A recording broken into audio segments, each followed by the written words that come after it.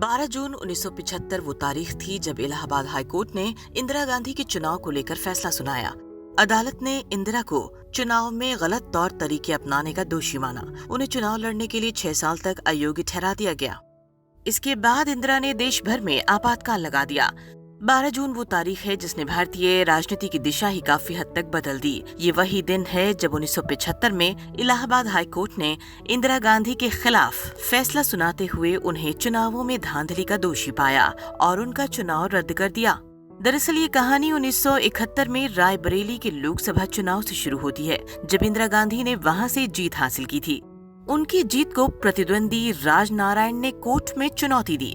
इस मुकदमे को इंदिरा गांधी बनाम राजनारायण के नाम से जाना जाता है। 12 जून 1975 को जब फैसला होने वाला था, तब सुबह 10 बजे से पहले ही इलाहाबाद हाईकोर्ट का कोर्ट रूम नंबर 24 खचाखच भर चुका था। जस्टिस जगमोहन लाल सिन्हा पर पूरे देश की नजरें थी, क्योंकि वो राजनारायण बनाम इंदिरा गांधी के मामले में फैसला सुनाने जा रहे थे। हालांकि 1971 की रायबरेली चुनावों में इंदिरा गांधी को जबरदस्त जीत मिली थी। उन्होंने संयुक्त सोशलिस्ट पार्टी के उम्मीदवार राजनारायण को भारी अंतर से हरा दिया था। हालांकि राजनारायण न केवल लगातार अपनी जीत के दावे कर रहे थे, बल्कि उन्होंने चुनाव परिणाम आने से पहले ही अपना विजय जुलूस भी निकाल दिया था। जब परिणाम घोषित हुआ तो राजनारायण हार चुके थे। राजनारायण हारे और कोर्ट की शरण में गए। नतीजों के बाद राजनारायण शांत नहीं बैठे। वो अदालत गए। वहां उन्होंने करीब 7 ऐसे मामलों की सूची अदालत को सौंपी, जिसके जरिए उन्होंने दावा किया कि इंदिरा ने चुनावों में धांधली की और चुनाव जीतने के लिए सरकारी मशीनरी और संसाधनों का दुरुपयोग किया। लिहाजा उनका चुनाव निरस्त कर दिया जाए। अदालत ने उनके आरोप पत्र में ज्यादातर मामलों को खारिज कर दिया था, लेकिन कुछ मामले ऐसे थे जिसे अदालत ने सही पाया, क्योंकि प्रधानमंत्री हाउस के वाहन उनके चुनाव क्षेत्र में देखे गए थे। अदालत ने राजनारायण के कुछ आरोपों को सही पाया।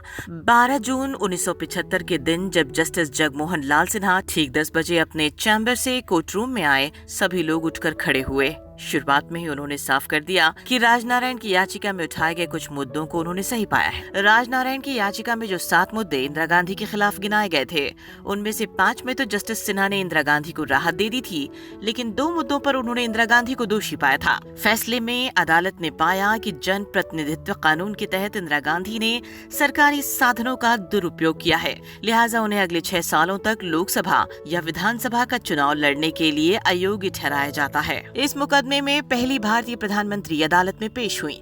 सवाल ये भी था कि जज के सामने प्रधानमंत्री और बाकी लोगों का शिष्टाचार कैसा हो, क्योंकि अदालत में सिर्फ और सिर्फ जज के प्रवेश करने पर ही उपस्थित लोगों को खड़े होने की परंपरा है। पर जब प्रधानमंत्री सामने हो तो जस्टिस सिन्हा ने कहा, अदालत में लोग तभी खड़े होते हैं जब जज आते हैं, लेकिन इंदिरा गांधी के आने पर किसी को खड़ा नहीं होना चाहिए। अदालत में इंदिरा गांधी को करीब 5 घंटे सवालों के जवाब देने पड़े। इंदिरा गांधी और उनके समर्थकों को अंदाजा लगने लगा कि इलाहाबाद हाईकोर्ट का फैसला उनके खिलाफ जा सकता है। ऐसे में जज को मनाने की कोशिश भी हुई, लेकिन जस्टिस सिन्हा किसी दबाव में नहीं आए। सुप्रीम कोर्ट ने भी आंशिक राहत दी। हालांकि इस फैसले के बाद इंदिरा गांधी सुप्रीम कोर्ट में गईं, लेकिन इस बीच सुप्रीम कोर्ट के वैकेशन जज जस्टिस VR कृष्ण अय्यर ने भी कहा कि उन पर भी इस केस को लेकर दबाव बनाने की कोशिश हुई। जस्टिस कृष्ण अय्यर ने स्वीकार किया था कि देश के कानून मंत्री गोखले ने उनसे मिलने के लिए उन्हें फोन किया था। 24 जून 1975 को जस्टिस अय्यर ने इलाहाबाद हाईकोर्ट के फैसले पर स्थगन आदेश तो दे दिया, लेकिन ये पूर्ण नहीं, आंशिक स्थगन आदेश था। जस्टिस अय्यर ने फैसला किया था कि इंदिरा गांधी संसद की कार्यवाही में भाग तो ले सकती हैं, लेकिन वोट नहीं कर सकती। तब देश में लग गया आपातकाल, यानी सुप्रीम कोर्ट के इस फैसले के मुताबिक इंदिरा गांधी की लोकसभा सदस्यता चालू रह सकती थी। विपक्ष ने इंदिरा गांधी पर हमले तेज कर दिए। इसके बाद जिस तरह के हालात पैदा होने लगे, उसमें इंदिरा गांधी ने 25 जून 1975 को पूरे देश में आपातकाल लागू कर दिया। दोस्तों, उम्मीद करते हैं कि आपको ये पॉडकास्ट अच्छा लगा होगा। अगर आपको ये पसंद आया है तो इसे शेयर जरूर करें। साथ ही इस चैनल को लाइक करें, सब्सक्राइब करें। अपना बहुमूल्य समय देने के लिए धन्यवाद।